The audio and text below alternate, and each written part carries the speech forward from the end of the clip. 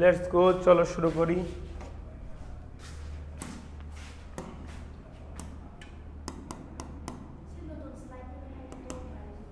সমস্যা নেই, কিছু হবে না।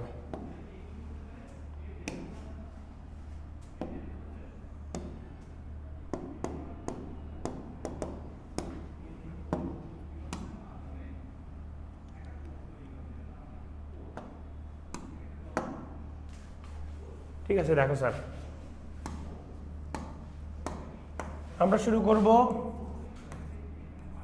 বৃত্ত, যেটা হচ্ছে আমাদের অধ্যায় 8। ঠিক আছে, 8 বৃত্ত দিয়ে শুরু করবো জেনারেল ম্যাথে। 8.1 আমি দেখতে পাচ্ছি বৃত্তের আনুষঙ্গিক যে বিষয়গুলো আছে, যে ব্যাস, ঠিক আছে, ব্যাসার্ধ, এই পরিচয়গুলো একটু দেওয়া আছে, দিয়ে আমাদের উপপাদ্য নাম্বার 17 দিচ্ছে। তোমাদের বইগুলোতে মনে হয় উপপাদ্য নাম্বার আগের চ্যাপ্টারগুলোর সাথে সহ মিলাই নাম্বারিং করে নাকি? হ্যাঁ। সো বইয়ের এই চ্যাপ্টারে যে জ্যামিতির এই অংশে উপপাদ্য নম্বর 17 আছে, এই 17 নম্বরটা একটু আমরা দেখব। আজকে আমাদের মোটামুটি টার্গেট থাকবে যে উপপাদ্য নম্বর 17, 18, 19 এর মধ্যে যে কটাই দেখতে পারি, হোপফুলি আমরা 3টাই দেখে ফেলতে পারবো। 3টাই আমরা দেখে ফেলতে পারি কিনা, এগুলো খুবই গুরুত্বপূর্ণ 3টে উপপাদ্য। চলো আমরা দেখার চেষ্টা করি। তার আগে কিছু বেসিক তথ্যগুলো আমি তোমাদেরকে দিয়ে দিব। সেই বেসিক তথ্যগুলো হচ্ছে, বৃত্ত কি সবাই জানো? কোন একটা নির্দিষ্ট বিন্দুকে কেন্দ্র করে বা নির্দিষ্ট বিন্দু থেকে সমান সমান দূরত্ব বজায় রেখে যখন একটা বিন্দু চলমান থাকে, তখন যেই শেপ বা যে আকৃতিটা তৈরি হয় সেটা আমরা কি বলতেছি? বৃত্ত বলতেছি। সমান সমান দূরত্ব বজায় রেখে চলতেছে, এই যে সমান যে দূরত্বটা বজায় রেখে চললো, এটার নাম হচ্ছে ব্যাসার্ধ। আর এটাকে যদি আমরা এক্সটেন্ড করে দুই পাশ থেকে যুক্ত করে দিই, তাহলে সেটা হয়ে যাবে ব্যাস। আরেকভাবে বলতে গেলে কেন্দ্রগামী যদি বৃত্তের একটা যে আঁকি, সেটা হলো ব্যাস। যে জিনিসটা কি? যে হলো বৃত্তের উপরস্থ দুইটা বিন্দু সংযোগ সরলরেখা। বৃত্তের উপরস্থ দুটি বিন্দু, বৃত্তের উপরস্থ একটা বিন্দু ধরলাম আমরা এইটা, বৃত্তের উপরস্থ একটা বিন্দু ধরলাম। কি রে, এটা কি এত ভালো হয়ে গেছে?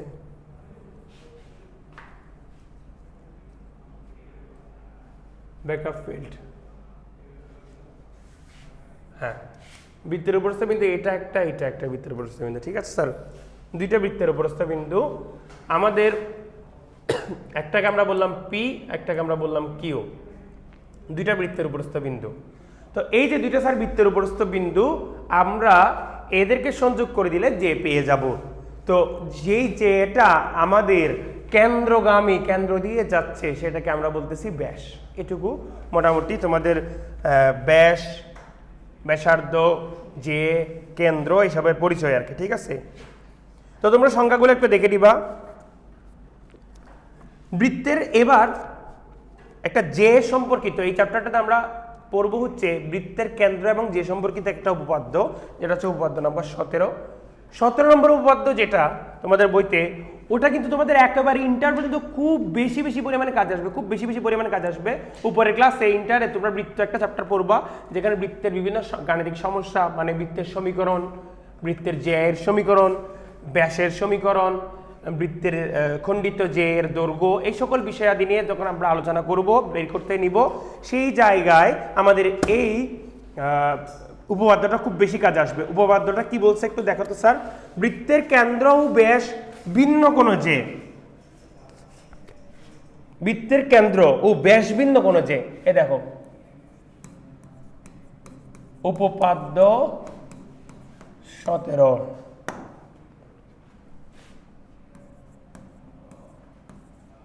বৃত্তের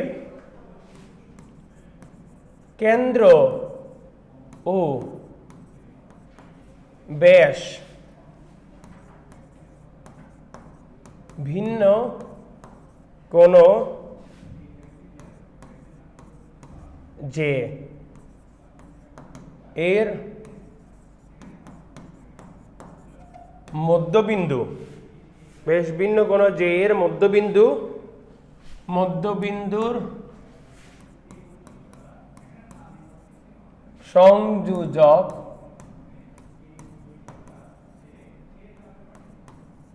রেখাংশ ওই জের উপর লম্ব, এটা আমাকে প্রমাণ করতে হবে। আমরা একটু এই পুরো লাইনটাকে ডাইসেক্ট করব। এটা হচ্ছে উপপাদ্যের সাধারণ নির্বাচন।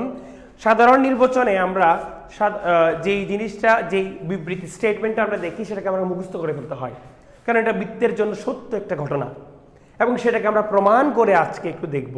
ক্লিয়ার? তো এটাকে একটু যদি আমরা ডাইসেক্ট করতে যাই, তাহলে একটা জিনিস দেখো, ব্যাস ভিন্ন কোনো যে, সো ব্যাসও কিন্তু বৃত্তের একটা যে, কিন্তু ব্যাস নয় এমন একটা যে নিয়ে আমরা কাজ করব। সাথে আমাদের কে আছে? সাথে আমাদের কেন্দ্র আছে। তাহলে এইখানে ঘটনাটা ঘটবে দুইজনের মাঝখানে, একটা হচ্ছে কেন্দ্র আর একটা হচ্ছে ব্যাস ভিন্ন যে। একটা হলো কেন্দ্র আর একটা হলো ব্যাস ভিন্ন যে, এর মধ্যবিন্দুর সংযোজক রেখাংশ। তাইলে আমাদের এই যে ব্যাস ভিন্ন যে যেটা আছে, তার আমরা মধ্যবিন্দু নিব, তার আমরা কি করব? মধ্যবিন্দু নিব, মধ্যবিন্দু নিয়ে সংযোগ করে দিব। তাহলে কাকে কাকে সংযোগ করব? সংযোগটা হবে আমাদের এই যে কেন্দ্রের সাথে মধ্যবিন্দুর সংযোগটা হবে। এখানে একটা অঙ্কন থাকবে, তাহলে ছোট্ট করে, ঠিক আছে না স্যার? একটা অঙ্কন থাকবে, সংযোগ রেখাংশ ওই যে এর উপরে লম্ব, ওই যে এর উপরে লম্ব, তার মানে আমার যে যেটা আছে তার উপরে লম্ব সংযোগ রেখাটা। তো আমরা এটাকে যদি ইয়া করতে নিই, স্যার বলেন, এটাকে যদি আমরা বিবৃতি দিই, এখানের মধ্যে একটা বিবৃতি দিতে হয় না স্যার? একটা বৃত্ত আছে, ও কেন্দ্র বিশিষ্ট একটি বৃত্ত, এগুলা হাবিজাবি কথাগুলো তোমাদের বইগুলোতে থাকে। ও কেন্দ্র বিশিষ্ট একটি এবিসি বৃত্ত, যার কি থাকে? একটা জে থাকে, আরও আদার্স আদার জিনিসপত্রগুলো আছে, ওইগুলাকে আমরা মোটামুটি কি করব?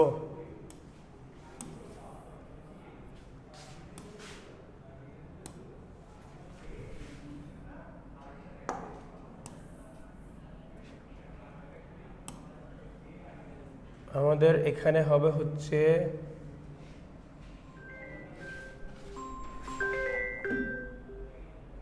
একটা মিনিট, একটু সময় দাও আমাকে।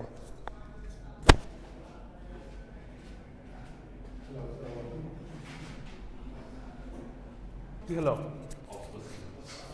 ও পজ করছিলাম, থ্যাংক ইউ। ঠিক আছে স্যার।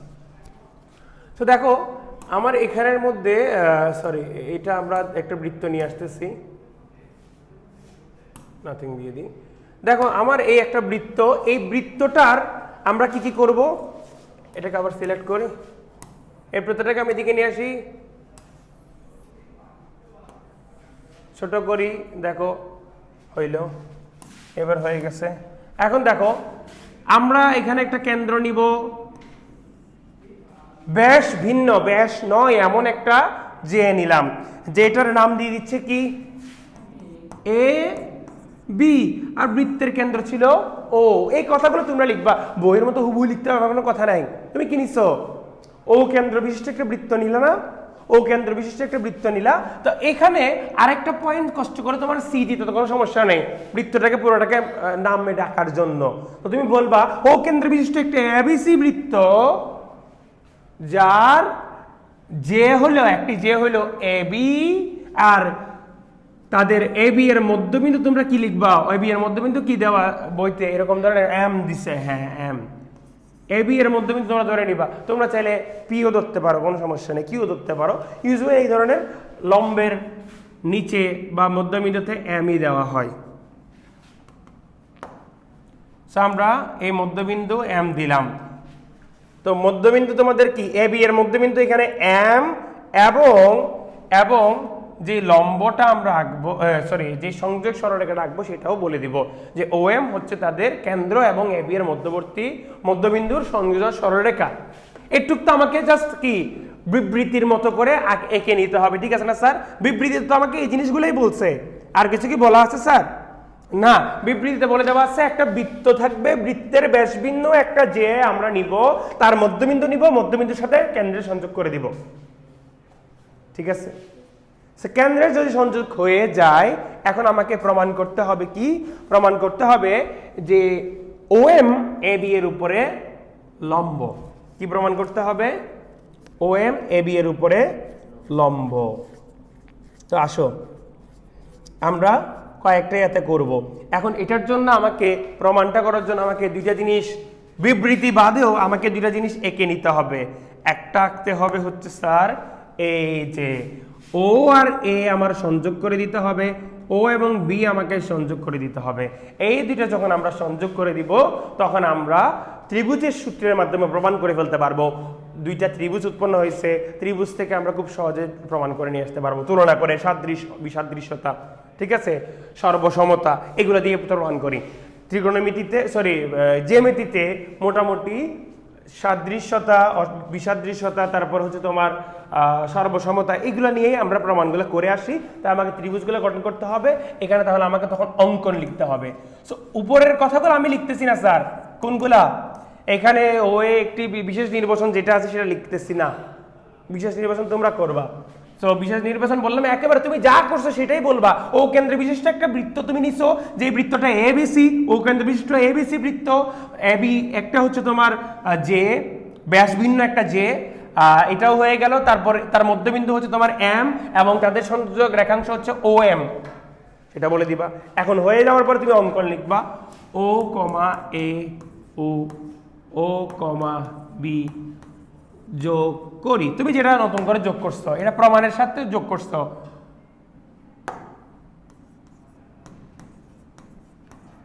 প্রমাণের সাথে তুমি যোগ করছো, তারপরে আমাদের প্রমাণ শুরু হয়ে যাবে। শোনো স্যার, আমাদের এখানে আমরা যখন এম দিলাম, এখানে আমার এম দিলাম, এম দিয়ে ও এম দেওয়া আছে, এরপর আমরা ও এ ও বি নিজেরা অঙ্কন করে নিচ্ছি। অঙ্কন করার পর কয়টা ত্রিভুজ পাচ্ছি এখানের মধ্যে? দুইটা ত্রিভুজ পাচ্ছি, ভেঙে ভেঙে দুই টুকরা দুইটা ত্রিভুজ পাচ্ছি। একটা হচ্ছে তোমার ও এ এম আর একটা ও বি এম, একটা ও এ এম আর একটা হচ্ছে ও বি এম। এবারে খেয়াল করে দেখো যে ও এ এম আর ও বি এম এর মধ্যে আমরা যদি একটু তুলনা করতে যাই তাহলে তুলনায় কি কি পাই?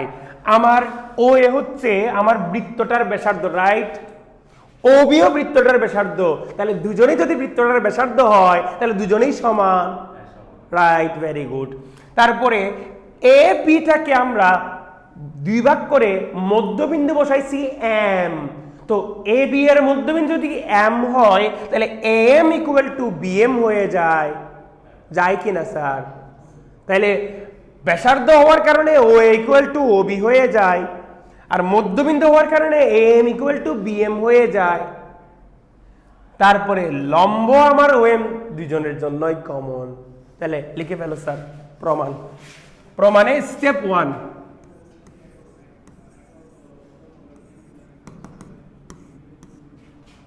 এখানে আমরা কি লিখবো? স্টেপ 1। শুরুতে আমরা এদের দুজনকে সর্বসম প্রমাণ করে ফেলি, ও এ এম এবং ও বি এম কে সর্বসম প্রমাণ করে ফেলে ত্রিভুজ। আমরা কি কি লিখব? ও এ সমান ও বি, কেন? বৃত্তের ব্যাসার্ধ, দুজনেই ব্যাসার্ধ। বৃত্তের ব্যাসার্ধ কখনো বড় ছোট হতে পারে না, দুটাই সমান। আবার এ এম ইকুয়াল লেখা যায় বি এম। কেমনে লেখা যায় স্যার? এই দুটোকে A M equal to B M লেখা যায়, কেন কি? এ বি এর মধ্যবিন্দু এম,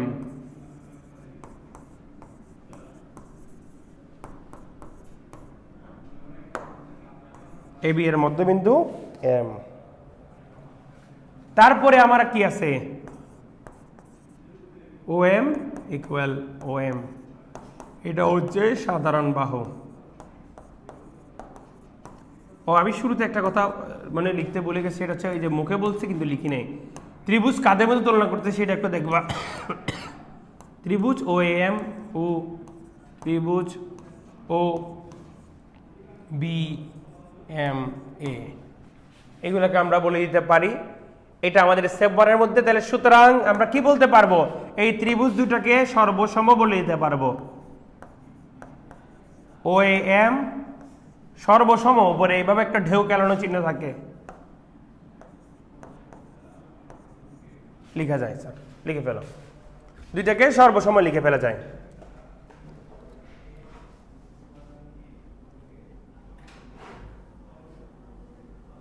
লিখছো? লিখছো? আচ্ছা, এখন সর্বসম প্রমাণ হয়ে গেলে এখান থেকে একটা সিদ্ধান্ত নিয়ে আসতে হবে, কিভাবে কি অনুসারে সিদ্ধান্ত আনবো, আমার প্রয়োজন অনুসারে সিদ্ধান্ত আনবো। সর্বসমতা দিয়ে আমরা সবকিছু প্রমাণ করি, এই ধরনের জ্যামিতিক জিনিসগুলা। তো টেকনিক হচ্ছে সর্বসমতা থেকে আমি একটা সিদ্ধান্ত নিয়ে আসতে হবে ধাপের মধ্যে, সেটা আমার কি আমার প্রয়োজন অনুসারে। একবার একটু খেয়াল করো বাচ্চারা, সবাই একটু খেয়াল করো। এইখানে আমার এ বি এর উপরে যদি ও এম লম্ব প্রমাণ করতে হয়, তাহলে এই কোণগুলাকে 90 ডিগ্রি প্রমাণ করতে হবে না স্যার? এই কোণগুলোর নাম কি একটু একবার মুখ থেকে বলো তো স্যার, আদর করে নাম ডাকো স্যার। ও এম এ, ওমা নাকি ও এম বি।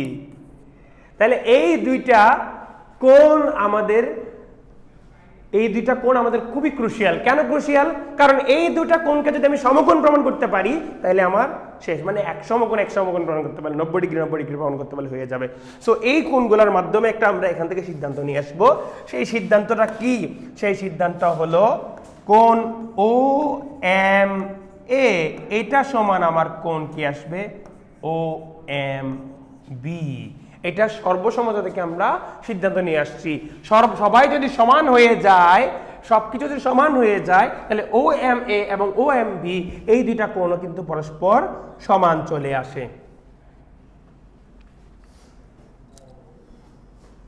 ঠিক আছে, এখন আমাদের এটাকে বাকিটা প্রমাণ করা সহজ হয়ে গেছে। তারা যদি দুইজনেই সমান হয়ে যায়, তাদেরকে এখন 90 বানানো বাকি নাকি স্যার? তাদেরকে 90 তো আমরা স্যার বানাতে পারি। এটা তো জাস্ট একটা সরল রেখার উপরে কোণ, একটা সরল রেখার উপরে যদি কোন একটা বিন্দুতে দুইটা কোণ ধরি আমরা, দুইটা কোণের সমষ্টিতে 180 ডিগ্রি হবে।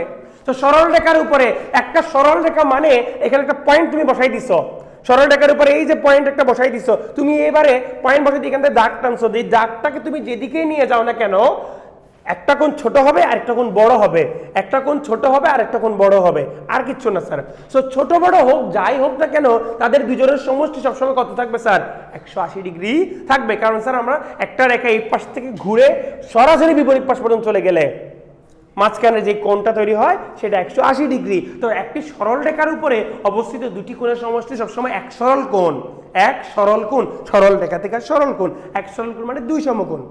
ঠিক আছে, তো আমাদের এই কাজটা হয়ে গেছে, মানে অর্ধেক কাজ শেষ হয়ে গেছে। এখন জাস্ট স্টেপ 2 তে আমরা করব কি, আমরা বলবো হচ্ছে কি ও এম এ এবং ও এম বি এই দুটি কোণ একটি সরল রেখার উপরে অবস্থিত কোণ, তাই তাদের সমষ্টি ইকুয়াল এক সরল কোণ। আর তাদের সমষ্টি এক সরল কোণ মানে দুই সমকোণ। আবার এই ইকুয়ালটার জন্য যে কোনো একজনকে পরিবর্তন করে দুইটাই সেম বানিয়ে ফেলবো, 2 into এটা করে কাজ করে ফেলতে পারবো। তো আসো স্যার একটুকু সবাই তুলছে খাতার মধ্যে, কারণ আমি পরের স্লাইডে যখন চলে যাব তোমাদের একটু ঝামেলা হয়ে যেতে পারে। তো পরের স্লাইডে যাবো নাকি এটাকে একটু ছোট করে কাজ করব? ছোট করে কাজ করি স্যার, এটা তো আমরা করে ফেলছি। এটাকে এক পাশে করে রেখে দিই স্যার এখানের মধ্যে, এটাকে আমরা দেখে দেখে বাকি কাজগুলো করব। স্টেপ 2 তে আমরা কি করতে দেখো স্যার, আমরা চলে যাব স্যার স্টেপ 2।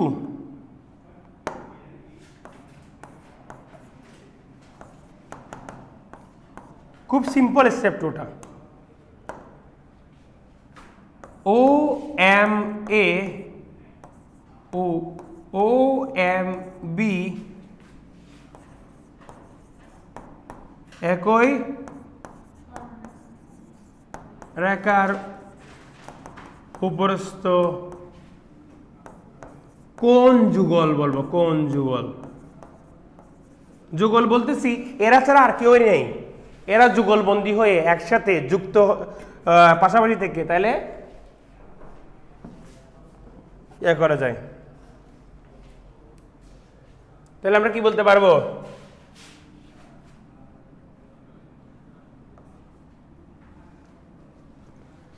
একেবারে লিখে ফেলেছেন নাকি?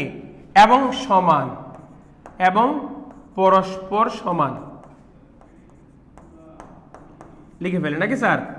পরস্পর সমান, তাহলে দুজনে মিলে 180, পরস্পর সমান হলে 90 করে ভাগ ভাগ করে নিয়ে নিবে।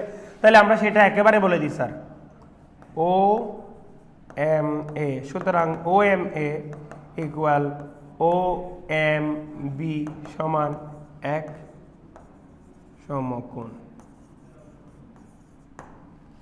অতএব একেবারে শেষ লাইনটা কি হচ্ছে দেখো স্যার,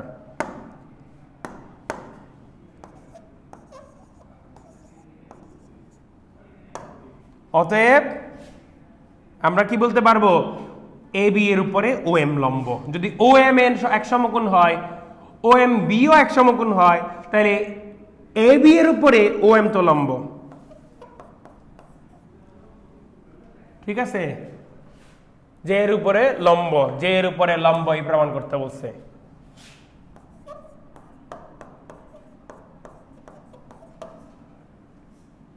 এ বি এর উপর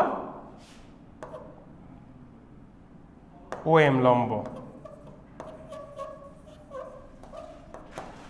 ক্লিয়ার? এ বি এর উপরে ও এম লম্ব, এটা আমরা বলে ফেলতে পারি। সাংঘাতিক রকমের ইম্পর্টেন্ট একটা প্রবলেম। ঠিক আছে, আর এটার ম্যাথমেটিক্যাল মানে জিওমেট্রিকের মধ্যে যেভাবে এক্সপ্রেশনটা করা হয়, ও এম লম্ব কার উপরে, এ বি, এভাবেও লিখে স্যার। বাংলা ভাষা না লিখতে চাইলে অতএব ও এম লম্ব এ বি এভাবেও লিখতে পারো, একই জিনিস, প্রমাণিত, প্রুভড। বিশেষ নির্বাচনের মধ্যে ওটা লিখে রাখবা, প্রমাণ করতে হবে যে ও বি এর উপরে এ বি লম্ব, এ বি এর উপরে ও এম লম্ব, অথবা ও এম লম্ব এ বি এইভাবে লিখে রাখবা। ঠিক আছে, ভালো মতো বুদ্ধি করে যদি লিখতে পারো তাহলে খুব সহজ, এবং এটা খুব ইম্পর্টেন্ট একটা উপপাদ্য, যেটা হচ্ছে তোমার ভবিষ্যতে এই উপপাদ্যের এটা কাজে আসবে। ঠিক আছে, এটা যশোর বোর্ডে ইতিমধ্যে 2015 সালে আসছে আর কি। ঠিক আছে, আর এই চ্যাপ্টারে সবচেয়ে বেশি ইম্পর্টেন্ট উপপাদ্য হচ্ছে উপপাদ্য নাম্বার 18। বারবার এই উপপাদ্যটা আসছে। আমি তোমাদেরকে যদি বলি, Jessore board 25, 19, 15, Sylhet board 25, 24, 23, 16, Dinajpur board 25, 23, 20, 19, Dhaka বোর্ডে আসছে 24, 23, 20 সালে, চট্টগ্রাম বোর্ডে 23 সালে আসছে, কুমিল্লা বোর্ডে 19, 16 সালে আসছে, বরিশাল বোর্ডে 15 সালে আসছে। অনেকবার আসে একটা প্রবলেম, বুঝতেই পারতেছো, বিশাল বিশাল ইম্পর্টেন্ট একটা প্রবলেম। প্রশ্নটা কি, বৃত্তের সকল সমান যে কেন্দ্র থেকে সমদূরবর্তী, এটা তোলা হয়েছে তোমাদের সবার, এটা তোলা হয়েছে সবার? ওকে, তাহলে উপপাদ্য নাম্বার 18 দেখো স্যার। উপপাদ্য নাম্বার 18 বলছে, বৃত্তের সকল সমান যে কেন্দ্র থেকে সমদূরবর্তী, মানে সমান দূরত্বে থাকে আর কি।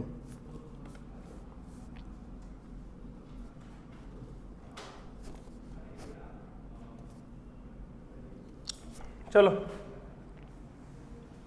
করি।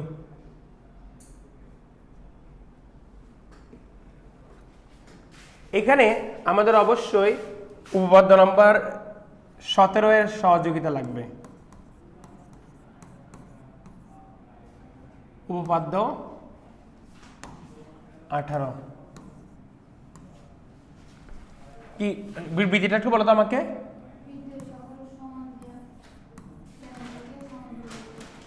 বৃত্তের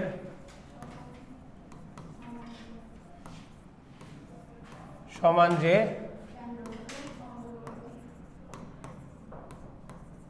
কেন্দ্র হতে সমদূরবর্তী। তো এখানে বিশেষ নির্বাচন তোমরা কি করবা, তোমরা এখানে বৃত্ত আঁকার সময়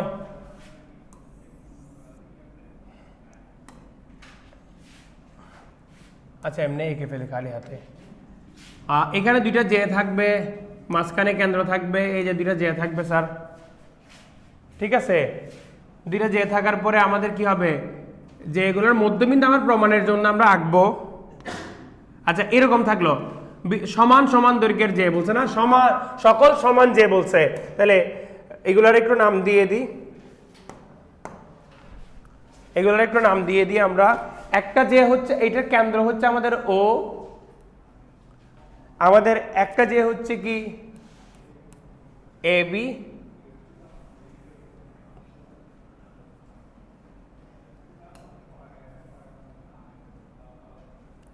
একটা যে হচ্ছে এ বি, আর একটা হচ্ছে সিডি। এন্ড এখানে আমাকে একটা জিনিস বলে দেওয়া আছে, সেটা হচ্ছে A B equal CD, right? সমান সমান যে বলছে না, এবং কেন্দ্র হতে সমুদ্রবর্তী, তাহলে কেন্দ্র থেকে দূরত্বটা আমার লাগবে স্যার, কেন্দ্র থেকে দূরত্বটা আমার লাগবে। এটার জন্য আমরা অঙ্কন করব স্যার, আর এটার জন্য আমরা দুইটা জিনিস অঙ্কন করে নিব, কেন্দ্র থেকে দূরত্বের জিনিসটা এঁকে নিব। তাই আমাকে অঙ্কন লিখতে হবে, অঙ্কনটা একটু তোমাদের লিখে দেখাই। অঙ্কন থেকে শুরু করতেছি, বিশেষ নির্বাচন আমি বলতেছি না স্যার।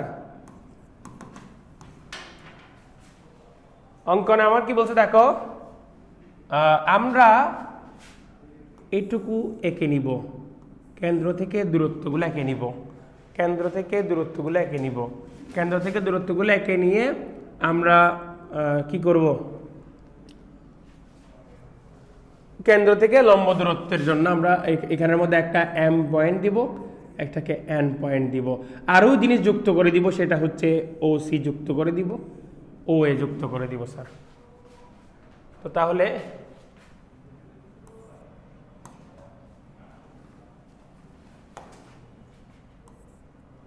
এবি এর উপরে ও এম লম্ব, তোমরা লিখো এবি এর উপরে ও এম লম্ব, এবিউ সিডি এর উপরে যথাক্রমে ও এম এবং ও এফ ও এন লম্ব আঁকি।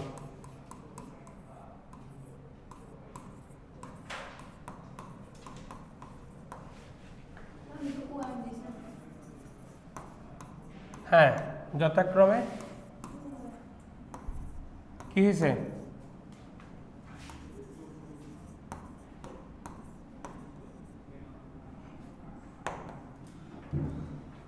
আঁকি।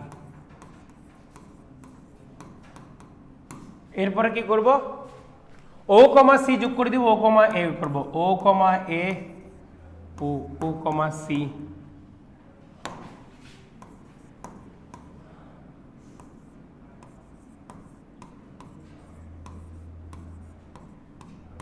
যুক্ত করি। এবার চলে আসো প্রমাণে। স্টেপ 1, আমরা আগেও বলছি এই প্রমাণটা করার সময় সাহায্য নিব কার, 17 নম্বর উপপাদ্যের একটা সাহায্য নিব, 17 নম্বর উপপাদ্যের একটা সাহায্য নিব।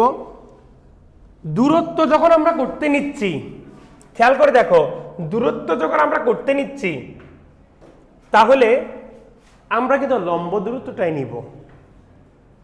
তো ওএন যদি সিডি এর উপরে লম্ব হয়, ওএন যদি সিডি এর উপর লম্ব হয়, তাহলে এনটা সিডি এর মধ্যবিন্দু না,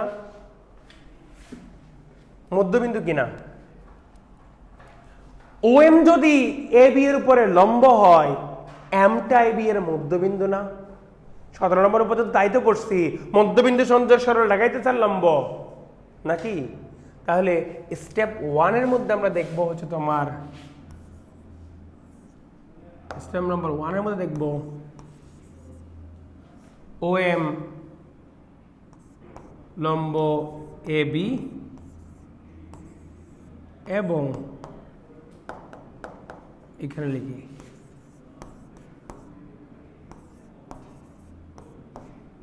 ওএন লম্ব হচ্ছে তোমার সিডি।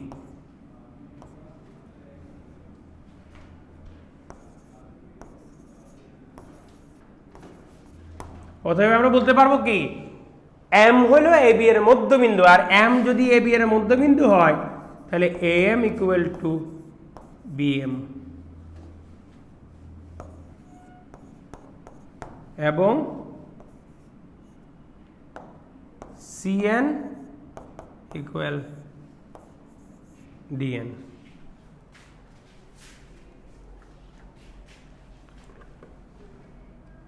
হলো স্যার?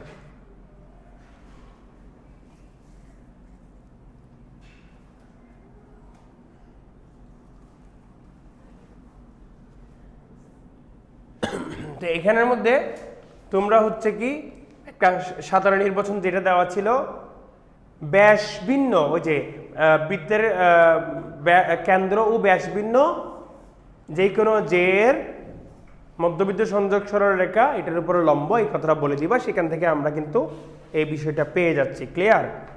সো উপপাদ্য 17 এর সাধারণ নির্বাচনটা এখানে সাইড নোট হবে, উপপাদ্য 17 এর সাধারণ নির্বাচনটা এখানে সাইড নোট হবে। উপপাদ্য 17, উপপাদ্য 17। ঠিক আছে, এবার এবার আমরা কি করব দেখো স্যার, এবার আমরা করব হইল এখানে এম তো আমাদের কি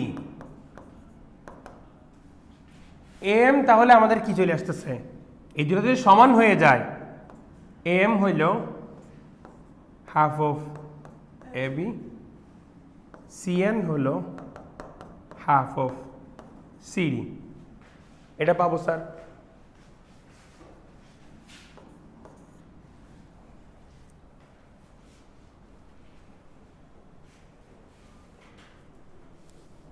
পাবো?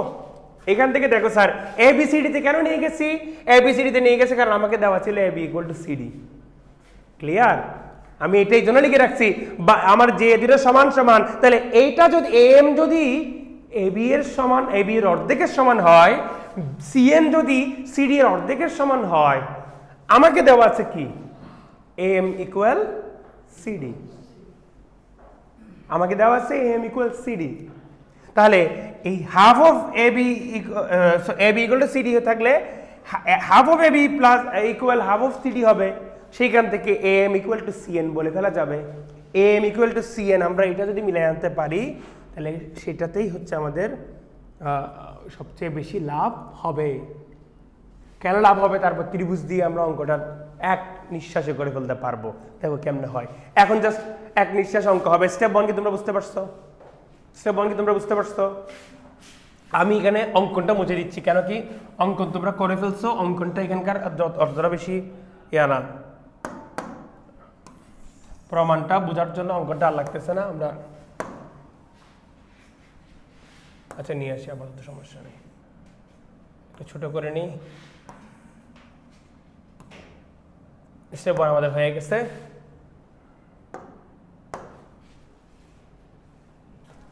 এখানে আমাদের ছিল, ওকে। খেয়াল করে এবার এবার আমরা করব স্টেপ 2।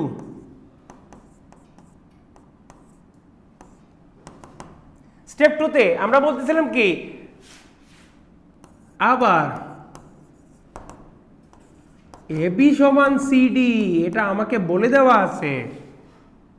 এটা যদি হয়, সুতরাং আমরা বলে দিতে পারবো কি, এটা যদি সমান হয় তাদের অর্ধেকও সমান, তাদের অর্ধেকও যদি সমান হয় এম ইকুয়াল সিএন, তাহলে আমাদের এম সমান হয়ে যাবে সিএন। ক্লিয়ার? আবার এবি সমান সিডি, এবি সমান সিডি আমার প্রশ্নে বলে দেওয়া ছিল, এই যে সমান যে, ঠিক আছে, সমান যে, তাহলে এই দুইটাকে আমরা সমান করলাম। এবারে খেয়াল করে দেখো নতুন স্টেপ চলে আসবে স্যার। স্টেপ 3 তে আমরা দুইটা ত্রিভুজ নিয়ে ও এ এম আর ও সি এন, এই দুইটা ত্রিভুজ নিয়ে আমরা জাস্ট প্রমাণ করে দিব, আর কিচ্ছু না।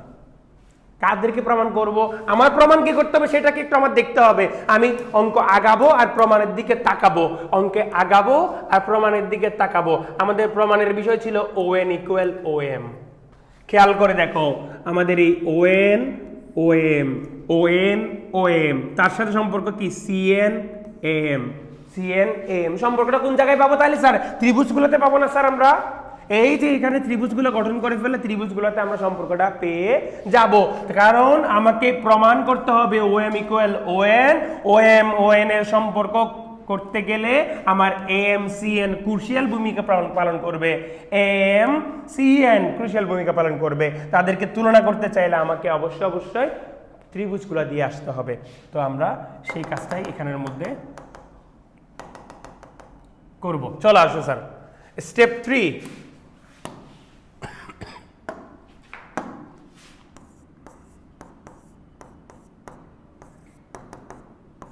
স্টেপ 3 দেখো স্যার, স্টেপ 3 তে কি হচ্ছে, ত্রিভুজ ও এ এম ও ও সি এন এ, আমরা কি লিখতে পারি এম সমান সিএন, এটা তো আগেই দেওয়া আছে, এখানে দেওয়া আছে, আমরা প্রমাণ করে আসছি, স্টেপ 2 থেকে নিয়ে আসছি। আর কি আছে বলো তো দেখি স্যার? ও এ সমান ওসি, ও এ সমান ওসি কেমনে? দুইটাই হচ্ছে ব্যাসার্ধ, হ্যাঁ বৃত্তের ব্যাসার্ধ, একই বৃত্তের ব্যাসার্ধ, শর্টকাট লিখলাম বৃত্তের ব্যাসার্ধ। তারপরে আর কি আছে বলো দেখি স্যার? আর কিছু তো, আর কিছু কি বলা আছে স্যার? হ্যাঁ ভেরি গুড। তাদের এখানের মধ্যে O N O M A equal O N C equal এক সমকোণ। তাহলে তাদেরকে সর্বসম বলে দেওয়া যাবে? যাবে। তাহলে তাদের দুই ত্রিভুজকেই আমরা কি বলে দিব? সর্বসম বলে দিব স্যার। তাদের দুই ত্রিভুজকে আমরা সর্বসম বলে দিব, ঠিক আছে? তো তোমরা এটাকে এভাবে না বলে সমকোণী ত্রিভুজ যেহেতু ছিল এই দুইটাতে, তোমরা সমকোণী ত্রিভুজের মতো করে বলতে পারো। বিশেষ করে আমরা সমকোণী ত্রিভুজের ক্ষেত্রে সেটাই বলে ফেলি। এটা না লেখার জন্য আমরা বলি কি, সমকোণী ত্রিভুজের অতিভুজ এবং যে কোনো একটা বাহু যদি সমান হয় তাহলে তারা সর্বসম। তাহলে অতিভুজ আমাদের ওসি, এটা ও এ, সেভাবেও চাইলে তোমরা বলতে পারতা যে অতিভুজ ওসি। তাহলে আমরা মনে নিচের লাইনটা এভাবে না লিখে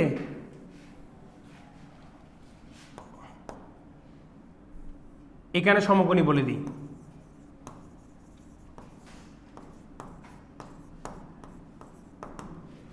সমকোণী ত্রিভুজ এটা, আর এখানে লিখবো অতিভুজ, এখানে একটু অতিভুজ লেখা লাগবে।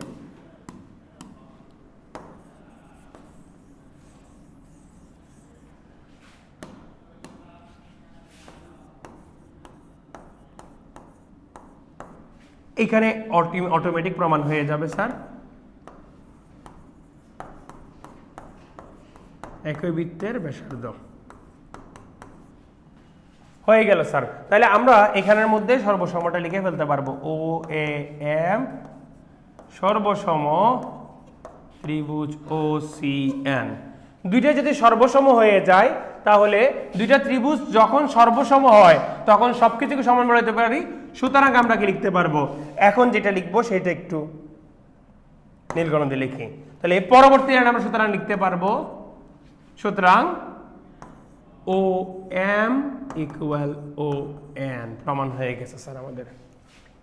অর্থাৎ ত্রিভুজের কোন একটা বৃত্তের সমান দুটি যে কেন্দ্র হতে সমদূরবর্তী, অর্থাৎ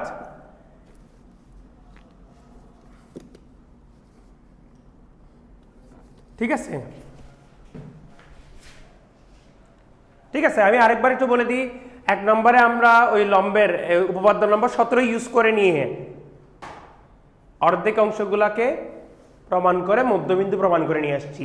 এ এম হচ্ছে তোমার এম মধ্যবিন্দু, তো A M equal to A B এর half, C N equal to C D এর হাফ।